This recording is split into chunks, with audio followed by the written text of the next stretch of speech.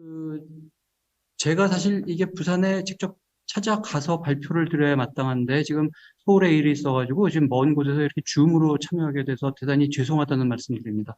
줌으로라도 여러분들 뵙게 돼서 반갑고요. 이렇게 발표 기회를 주셔서 감사의 말씀을 드립니다. 오늘 제가 발표할 그 내용이 글로벌 해양 네트워크와 근대 세계의 형성이라는 제목입니다. 이것으로 발표를 시작하도록 하겠습니다. 자, 이제 아까 뭐 다른 분들도 많이 말씀을 하셨고, 이 지구가 아니라 수구다라고 이제 그런 말씀도 주셨고요. 저도, 동의합니다. 지구상의 물이, 13억 3천만 세제곱킬로미터라고 그럽니다. 이게 얼른, 감이 잘 안 잡히지만, 가로 1000km, 세로 1000km, 높이 1000km 정도. 그 정도의 큐브. 이것보다 약간 많은 양이라 그래요. 그러니까 사실 바닷물이 많다고는 그러지만 실제로 또 어마어마하게 많은 건 아니죠. 그러니까 지금 그림에 보이는 것처럼 바닷물을 만약에 모아서 한 방울을 만든다면 저 정도라고 그래요. 그러니까 실제로 물이 그렇게 뭐 생각보다 엄청나게 많은 건 아니지만 문제는 양보다도 이게 지구 표면의 70% 정도, 정확하게는 71km를 덮고 있다는 거죠. 그러니까 우리가 살아가는 대륙이 사실은 3이고 30%가 땅이고 70%가 바다이기 때문에 바다가 우리가 사는 곳을 지금 둘러막고 있는, 그래서 어떻게 보면 우리 모두 섬에 살고 있는 거나 마찬가지라고 할 수 있을 것 같습니다. 인류에게 바다라는 거는 뭐 이런 의미겠죠. 그러니까 우리가 분명 땅에서 살죠. 육상생물이지만 아마 육상생물이면서 이렇게 바다를 잘 이용할 수 있는 그런 존재는 없을 것 같아요.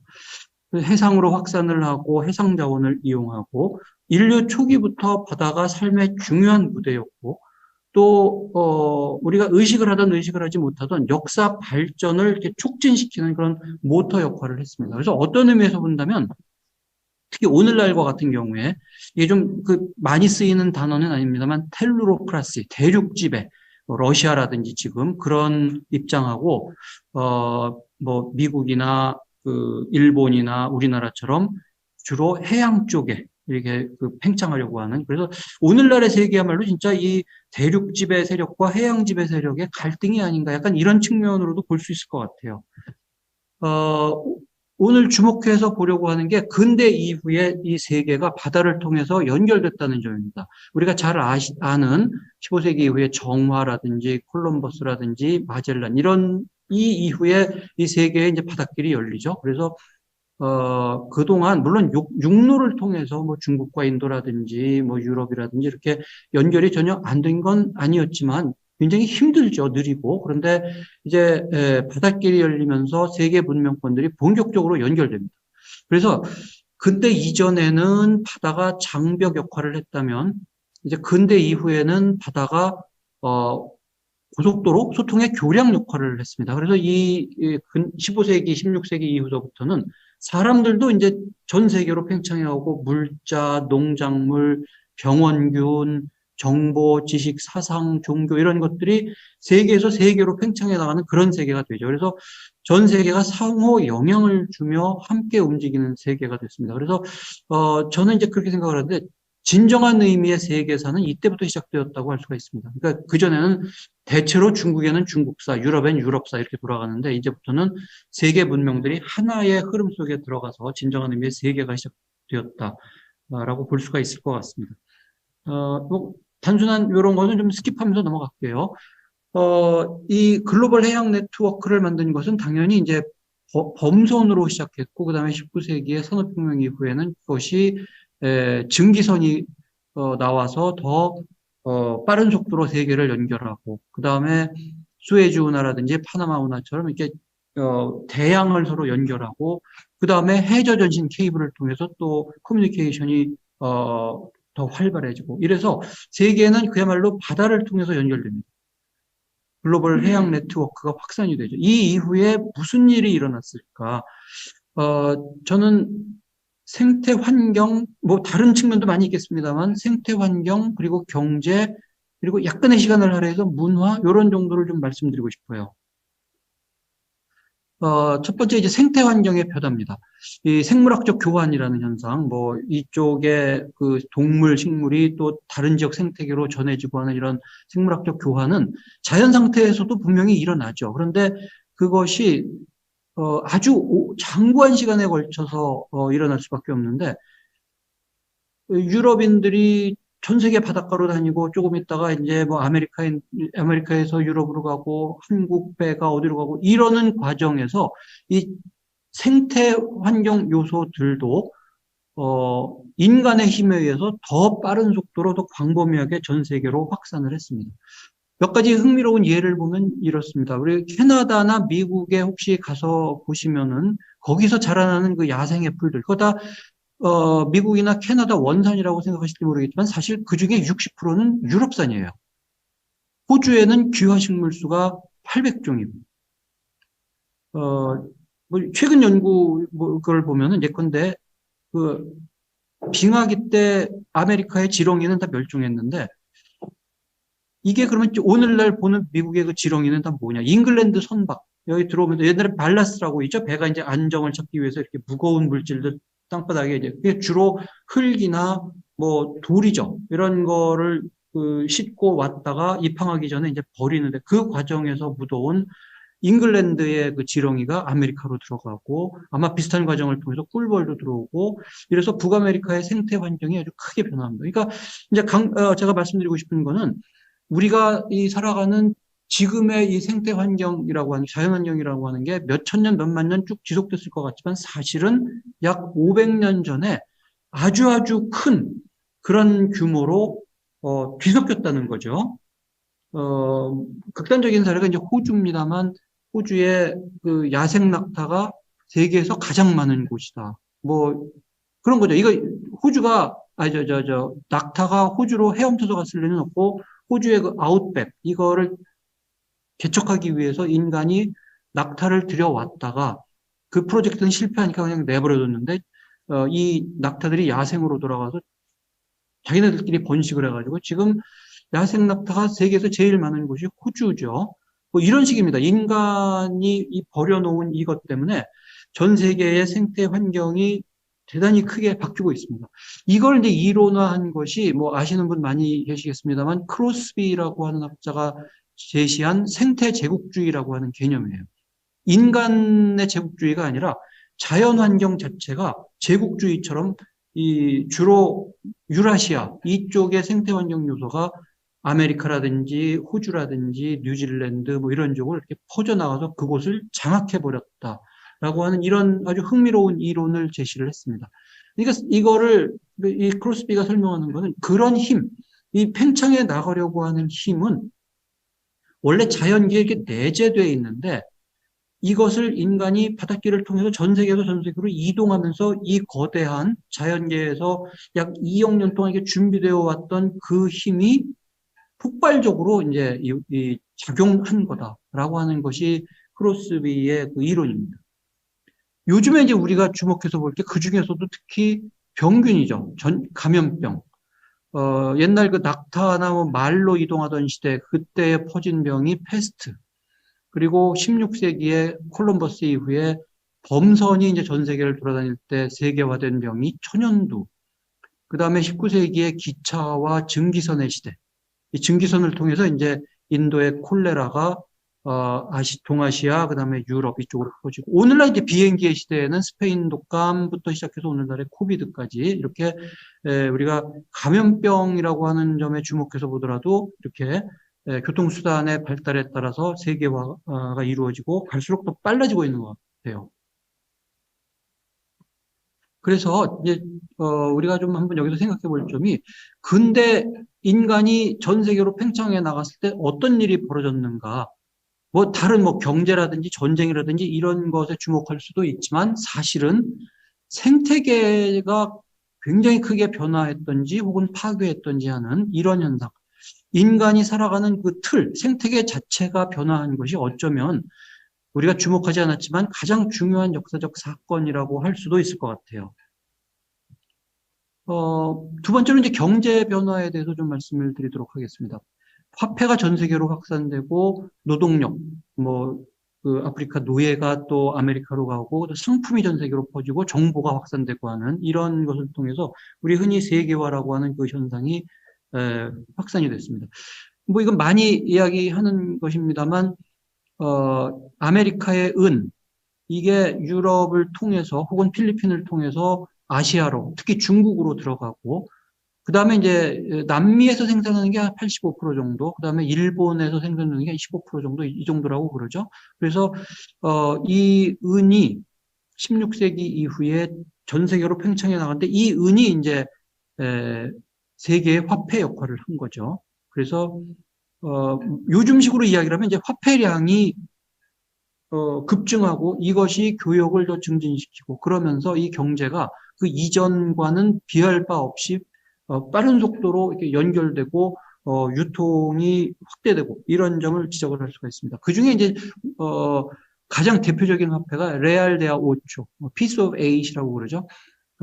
아메리카의 은이 유럽으로 들어가서 유럽에서 약 지름 38mm짜리 상당히 두툼한 그런 은화를 만들어서 이것으로 이제 중국이나 뭐 아시아 경제에 이렇게 들어오는데 이거를 브로델 같은 학자는 유럽이 아시아로 강제로 뚫고 들어오는데 이 화폐를 뿌리면 이제 뭐 들어가기 용이하죠. 그래서 이것은 아시아의 문을 강제로 여는 터널 역할을 했다라고 이야기를 합니다. 이런 현상들이 이제 이 대항해 시대 이후에 바닷길을 통해서 일어난 일이라고 할 수가 있습니다.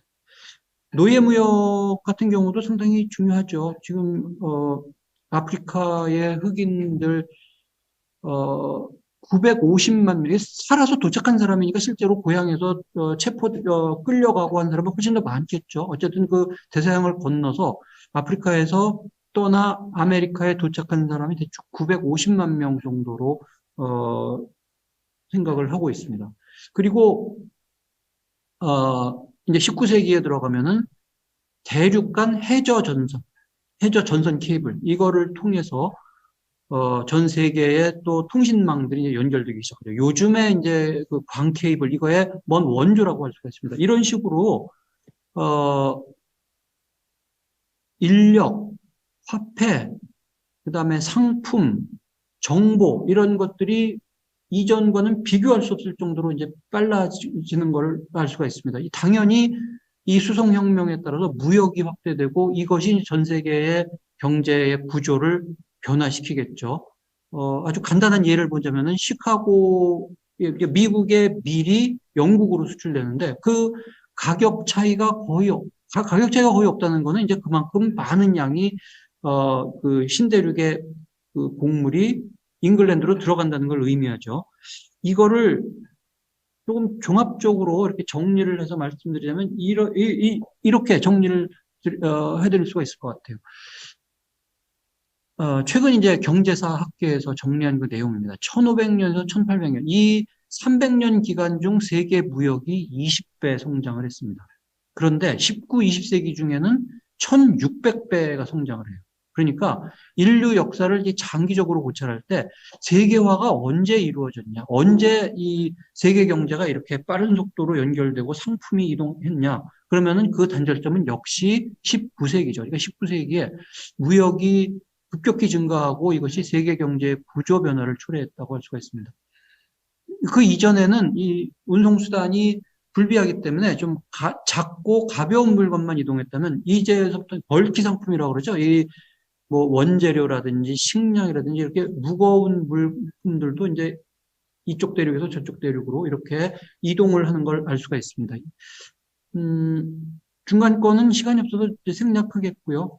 그래서 이러한 그 경제 구조가 고정된 게 아니라 계속 진화해 가고 그 과정에서 또 이런 경제 변화가 국내 정치에도 큰 영향을 미칩니다. 예컨대 곡물 수입이 계속되면 이제 농민층들이 거기에 반발할 테고 그래서 곡물 수입에 관세를 부과하려는 그 보수적인 정책을 펴는 정당하고 오히려 자유무역이 진행이 되면은 고가가 떨어져서 노동자들에게 더 유리할 것이다. 그래서 그쪽을 찬성하는 자유주의 세력 이런 것들이 이 세계 무역이 진행되면서 이제 그 세력 관계가 변화하고 그래서 경제의 변화가 결국은 세계의 각국의 그 내부 정치에도 큰 영향을 미칩니다.